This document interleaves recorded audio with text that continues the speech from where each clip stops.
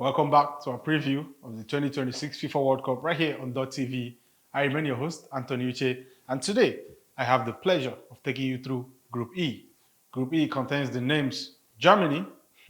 The history of Germany at the World Cup need not be told to anybody. Four-time winners of the global showpiece. And going into it this time around, the qualification process did not start really well for Julian Nagelsmann's team as they lost their first qualification game against Slovakia quite famously. But since then, they won the left 5 games that were left and blitzed through the groups to qualify automatically for the World Cup. And having arrived at the World Cup, Manuel Neuer, the captain at the 40 years of age, who retired previously from international football, has been recalled and is among the 26-man list to go to the World Cup. And, of course, coached by a 38-year-old Julian Nagelsmann. The pressure is still the same. Whenever Germany are at a World Cup, they are expected to win. And if you go through their scores with the likes of Florian Wirtz, the likes of Kai Havertz, the likes even of the likes of Joshua Kimmich, in that team, the expectation and the pressure remains the same. Will the German national team go on to achieve their 5th World Cup win and match Brazil as the top winners of the tournament? Only time will tell. Also in that group, you have the likes of Ivory Coast.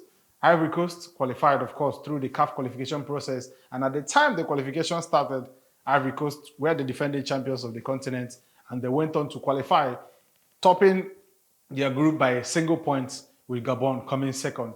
And having arrived at the World Cup, Emre Fair and his boys are expected to go as far as they possibly can, and this is their 4th appearance at the FIFA World Cup. Also in the Group E, you have the likes of no other than Ecuador. Ecuador, of course, if you thought the 10 goals conceded record that Paraguay kept in the previous group that we previewed was impressive, well, I'm about to shock you because Ecuador, all through the 18 qualification matches in CONMEBOL qualifying, only conceded 5 goals. And that comes as no surprise because if you look across the back line, you see Piero Hincapié, who plays for Arsenal, see Joel Ordonez, who plays for Club Brugge, but won't be there for too long. And then, of course, William Pacho, who also plays alongside Marquinhos at the backline of Paris Saint-Germain, who are gunning for a 2nd Champions League trophy in a row. That is to show you the quality that this team possesses.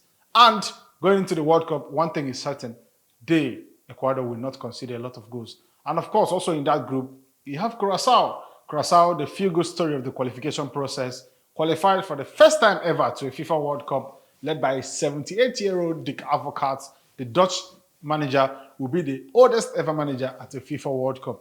And then in the qualification as well, Curaçao became the first and the smallest team by landmass or by population to ever qualify for a FIFA World Cup.